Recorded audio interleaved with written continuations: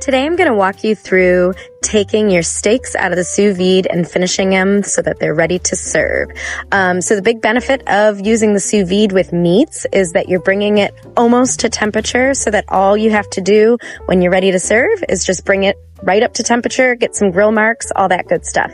So we've got our sirloin and our New York strip here on a grill pan, and as you can see, it is like less than a minute on each side. I brought them to 128 or 129 in the sous vide, and then we are going to pull them when they're basically here at 131 or 132.